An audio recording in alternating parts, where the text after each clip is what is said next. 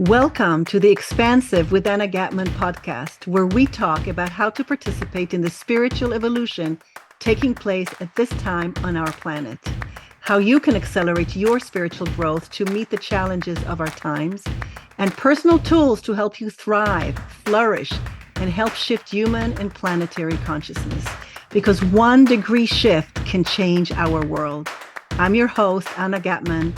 Thank you for joining me. So I'm starting this video podcast, and this is the first episode. And so I'm going to share a bit where I'm at. And I also have a request from you. And I'll say the request right now, and then I'll explain a bit more and you'll better understand it. I'm wanting to hear from you what you want to hear more about, what you would like me to talk more about, people you'd want to have me invite onto the show. So it'd be really helpful if you would give me in the comments, you would say what you want to hear about. But for that, you need to know what the show's about. So let me just explain. So I have a new book coming out. It's my second book. It's called Shift Calling, a practical guide to accelerate your spiritual growth. And it's all about tips and practices that you can do to accelerate your spiritual growth. And why I think we need to accelerate our spiritual growth right now is because life is coming at us at a greater speed than it did before. We are being assaulted by disasters everywhere that are happening. Ecological crisis, financial, political, social. I mean, it's coming to us from everywhere. And so we need to, so to speak, up our game. We need to grow spiritually in order to meet these times at the intensity that they're coming at us. And they're coming at each one of us at a different rate, with a different problem, with a different shift calling us. That's why the book is called Shift Calling, because we each have something that is calling us from within, something where we're stuck, something where things are not moving and it just doesn't go away. And that's the shift calling us to say, hey, listen, there's something here that you need to pay attention to.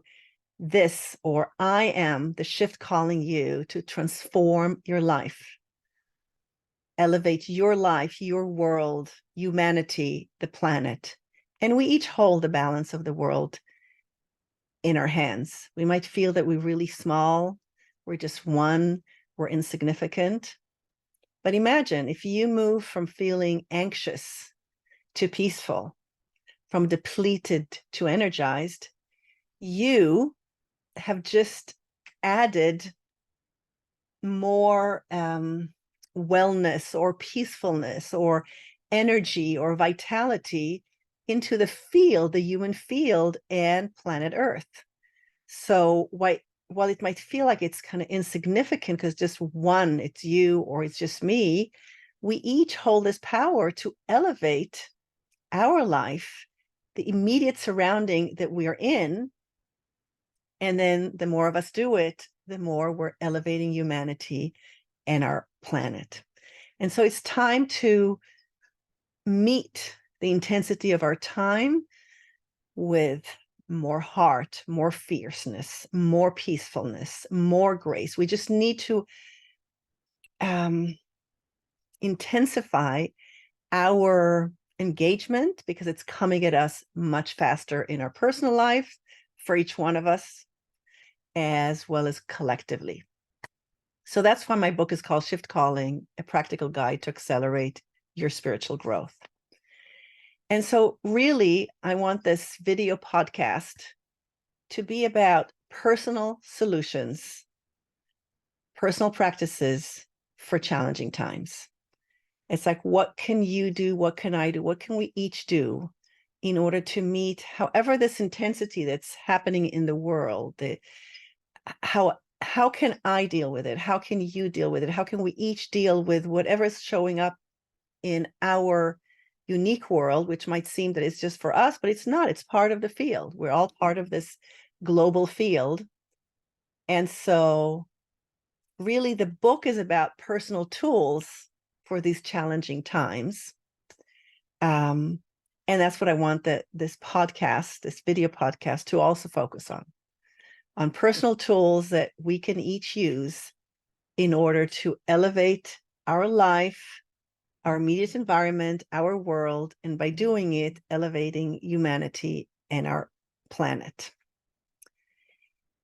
And so my question to you is, what do you want to hear about? What would you like me to speak more to? Maybe you want to come on the show and for us to have a dialogue and have a conversation, or maybe there's someone from a specific field or with an expertise, or someone that you want to recommend that I can bring onto the show, and we can have a conversation about how to deal with these challenging times and how to do this transition gracefully in our own life. And there might be specific topics that you want to cover that you would like, oh, if you could please speak about this or that. So that's my request for you, because in a sense, there's so much that I can talk about. This is my second book, and there's so many topics that I can cover because I'm dealing with principles, with spiritual principles, really potent spiritual practices and spiritual principles that apply to different topics, to different areas of your life. So, and, I'm in my 60s, and so I've been around for a while, and so I've got life experience. I'm an elder.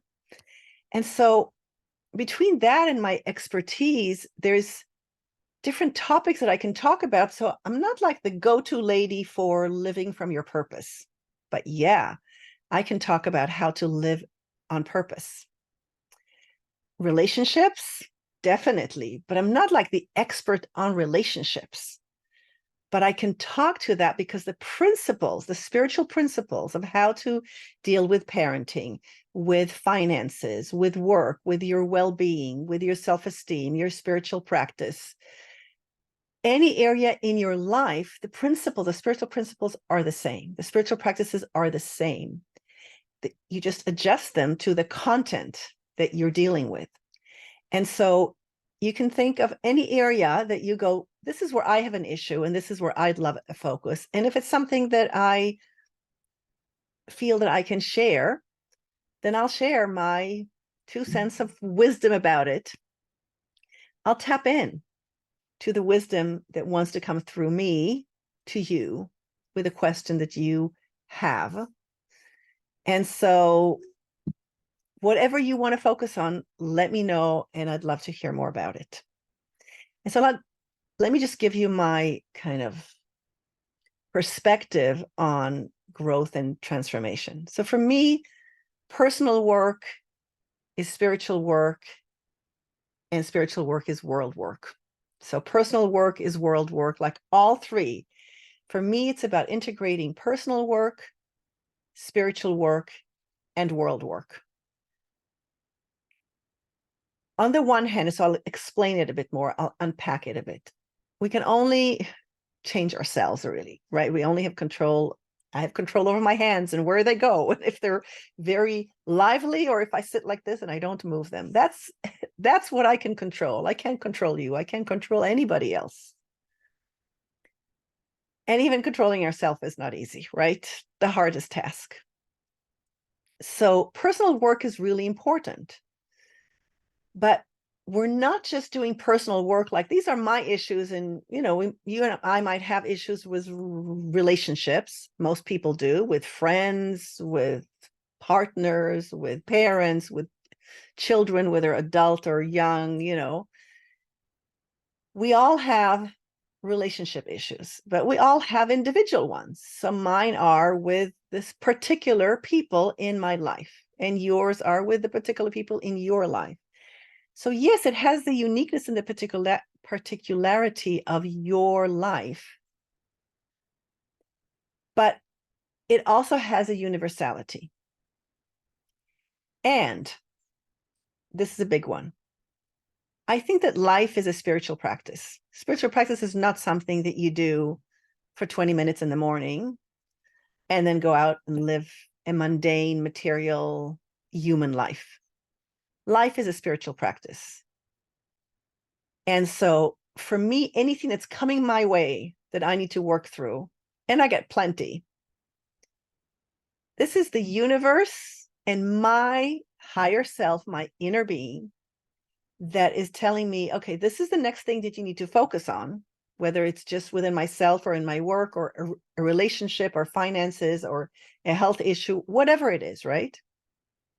This is what you need to do now, Anna, in order to clear something that is stuck. And when you'll clear it, you'll have more of the flow of the universe, flow of source, flowing through you freely. So I might look at it just and say, well, this is my issue with so-and-so. And you might say, well, this is your issue with so-and-so. But really, it's different ways of the universe trying to flow freely. Source trying to flow freely through each one of us. And so it's a spiritual practice because ultimately it's all about allowing the sacred divine energy, consciousness that flows through everything, that creates and sustains and destroys, that energy to flow through you and to through me. And so I get the lesson through one thing. Like I got the lessons through having to write a book. I was not a writer. I have learning challenges that were undiagnosed. I was always bad in school. I barely made it and finished through high school. I swore I'd never go back to school when I finished high school. I'd never go back to study. I hated it. And then at age 28, I had something I wanted to study, and suddenly BA, master, PhD, suddenly I'm Dr. Anna Gatmon. And it's like, wow, like how did that happen from someone who hated school? But these were the lessons that came to me. I never planned on having a doctorate. I never planned on writing books, but I feel I'm a decent writer now. And so it's become much easier. It's more enjoyable. I feel I have something to say. Whereas before I said, why'd you choose me? Why are you showing me all of these things? And now I have to share them. I feel a duty to share them, but I'm not a good writer. Pick somebody else who has 15 books out. Why pick me? And the answer that came to when I asked that was self-love, self-care, self-kindness. And then more information came to me. This is how you will practice self-care and self-love. You will be practicing discipline of writing, and you will share the wisdom that's coming through you, and you will help others, and you will serve others, and you will self-actualize that way. You will live the essence of your calling, and you will help others at the same time. And so I told myself, okay, if the lesson is in self-love, which is the hardest lesson I think that we all deal with, or most of us deal with, I'll take on the challenge and I'll write my first book. Because otherwise, why would I do this hard thing that I'm just not talented in? And so this is how one of the lessons, the spiritual lessons of self-love and self-care and self-kindness showed up for me. How does it show up for you? What's showing up in your life that wants to be born through you, or that's stuck and not changing and not moving and keeps you up at night? What is that? So we each have our individual personal work. So that's the personal work part. But I see it all as a spiritual practice to grow into this vessel, clear vessel that allows the sacred divine consciousness, divine love, divine vitality, divine flow to flow through us more clearly, so we can be in our optimal state, in our essence, aligned to our soul and to our inner being. And so whatever the story is, whatever the challenge is, it's a spiritual practice. And that's how I look at it, because otherwise I'd feel really shitty about everything that's coming my way and everything that's coming our way globally and collectively. But if it's a spiritual practice, oh, well, there's a silver lining. Then there's a lesson here. Let me take a look at it. Why is it coming my way? Why is it coming your way? And then it's like, okay, well, for example, I just had COVID, second time. And it was amazing because very quickly I said, oh my God, I was so depleted because my book is coming out. But I also decided, for different technical reasons, I ended up with a second edition, updated, expanded second edition of my first book, Living a Spiritual Life in the Material World, which I didn't plan on. So I'm doing the updating and the layout for that. So I'm doing that for 2 books. And then I also have a guided reflection journal to accompany that first book. So then editing that. So now 3 books, I'm working at 3 books at a time that are going to come out sequentially. And I was so depleted. I was also energized. And I got COVID. And I got to have a week in bed watching shows on Netflix, playing some computer games, I have to admit, really simple for kids, but that I really, really like finding the differences between 2 pictures and finding hidden objects. I mean, simple, but I like that. I really like that. So I did that. I woke up when I wanted. I slept when I wanted. Sure, I didn't feel well, for sure. So it was not fun, but I also got a week completely, didn't have to open an email, did nothing. So as soon as I saw that I was getting a week off, then I didn't feel like I had bad luck that I got COVID. I felt like the universe told me, okay, you're not stopping here. I'm going to stop you. And so suddenly I feel very loved and cared by the universe because it's stopping me in my tracks when I need to. So I don't feel alone because I feel like, wow, there's someone out there, and it's not someone particular, but it's the universe as a whole, the wholeness, the interconnected wholeness that is going, this is not working well. 3 books, you're editing, feedback to the layout person. I mean, it's just crazy. We're giving you a week off. So when you see everything that's personal, your personal work, as spiritual work, well, there's a silver lining. There's a reason you get out of resistance much faster because you go, okay, there's a spiritual lesson here for me. Well, let me learn it, because the sooner I learn it, the sooner I move on to the next lesson. There are lessons that I'm not willing to learn, and they stick around for 8 years, and I'm going like, oh my God, it's never leaving me. So the sooner you see that your personal work is your spiritual work, the faster you go like, wow, thank you for this lesson. I got so much out of it. Or thank you for this opportunity. This is so important for me. And so here we are, the personal work, the spiritual work, now the world work, right? And the integration of all of them. So we're living in intense times. And we're shifting from a consciousness of thinking that we're just us, just individual, that we're separate, to seeing that we're interconnected and interdependent. And we saw it most clearly with the COVID pandemic. People traveling, people moving, and we all had to shut down. It was spreading, it spread throughout the world. We thought, well, nature, we can just use it for whatever we need. It's there for us. Well, no. When we're abusing it, it's coming back and showing these are the results of your actions. And so nature is more volatile now. This is the result of what we're doing. The destruction of nature is that nature is more volatile. And we're seeing it, floods and hurricanes and tornadoes and fires and famine. I mean, it's just, it's devastating to see it. And so we know now we're beginning to awaken to that whatever we do personally and whatever we do collectively has an effect on other people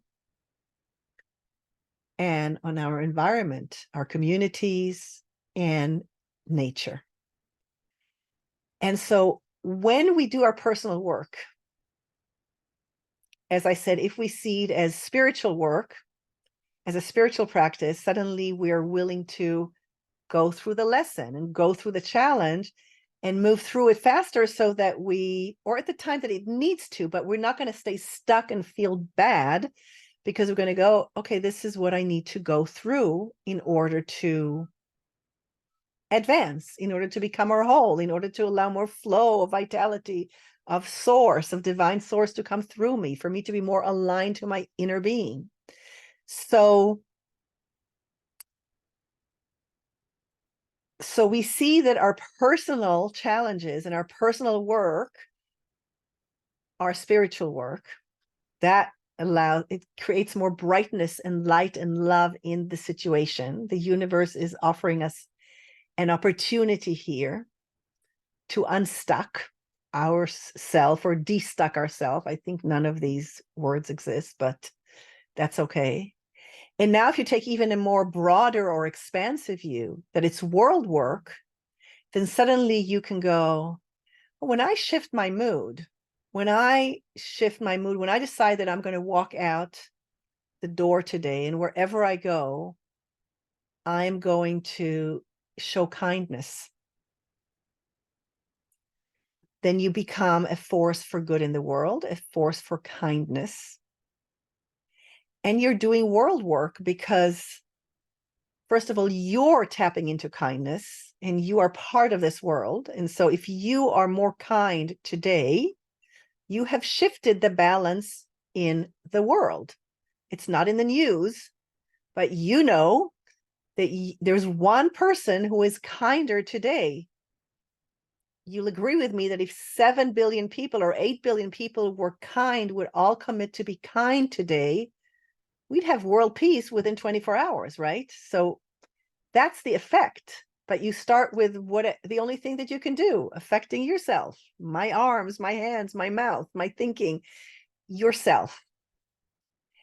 And so, but if you walk in the world with this feeling that what you're doing locally has a global effect and that you're elevating humanity, if you're walking out the door and spending your day intentionally being kinder to yourself, first of all, but to other people that you know, that you work with, but also people that you just come across, you are bringing more kindness into the world. You're infusing the world with more kindness. You're imbuing the world with more kindness. Hey, that is activism. That is a sacred act of being an activist in a different way. But this is world work. So what it takes is not to say, okay, I did a demonstration and 2,000 people showed up. And this is nothing to do with if demonstrations are good or not, because they are very, very powerful. Very, very powerful.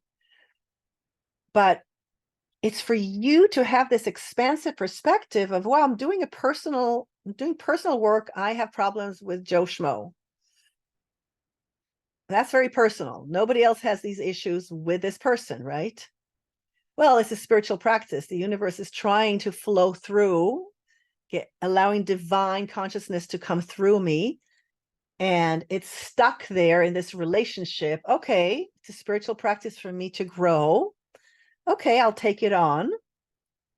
And I'm contributing to elevating humanity and the planet, because if I allow more divine consciousness to come through me, there's more divine consciousness on the planet, in my life, in my immediate surrounding, in my world, but on the planet as well.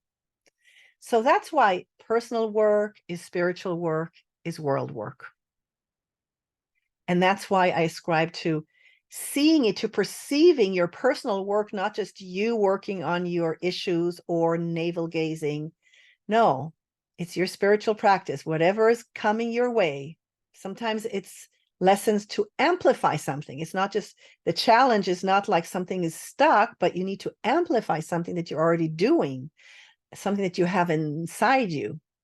And I can do a whole other video podcast on that, because that's an important one. It's not just bad challenges. It can be challenges or can be good, about how to become more of what you already are. That's amazing. But anyway, that's how you see something that's personal as a spiritual practice. You accept it more, because this is a practice. If a teacher gave you, this is your lesson for this week, you'd go like, okay, I'll do it. The universe is telling you, your higher being, your inner being, your divine inner being is telling you, this is the lesson for this week. And then whatever you're freeing out and allowing this energy suddenly to become creative flow, divine flow from the universe, you're contributing to world peace. You're contributing to the movement of more kindness in the world. And so that's the focus of my book, how to meet the challenges of our times as a spiritual practice, how to work on our personal issues and see them as a spiritual practice and as world work at the same time, and increase our impact in the world by doing that. And so you see the topics that we can cover in this podcast can focus on very particular and specific issues that you're dealing with, where the stuckness is for you, or where you feel you need to amplify something in any area of your life. It can focus on spiritual principles, the purpose of life and why that's relevant to you in your personal life, the meaning of life and why that's personal, the meaning of this experiment on planet Earth and why that's meaningful, and why it's important to know that. And it can be about world work, about causes you care for, things you're fighting for, things you're standing up for, how to be fierce with an open heart in your activism, in you standing up for what is dear to you and what's important for you. Because at that level also, you're clearing stuck energy so that more divine consciousness from source can come through the specific focus and cause that you're dealing with. So these are the areas. It's wide and can be very specific. So I'd love to hear what you want to hear more about, what's interesting to you. And if it's very personal, that's okay. You can only start with where you are. And if it's a cause, that's okay. That's what you are. And if it has to do with your spiritual practice or spiritual principles or understanding what's going on in the world and why it's happening now and why it's significant and how you can meet it and usher in the new world in every action that you do, then it can focus on that. So I'm going to end now, and I'd love to hear from you.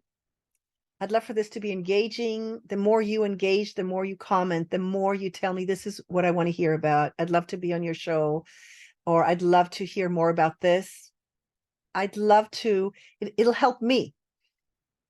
Otherwise, I need to kind of generate it from myself. And there's so much information that I have. And you see, when I start talking, just things just begin to come through me that I didn't even plan to say, that, I can get lost going like, what am I going to focus on? What am I going to talk about purpose, about well-being, about your relationship to money, about parenting.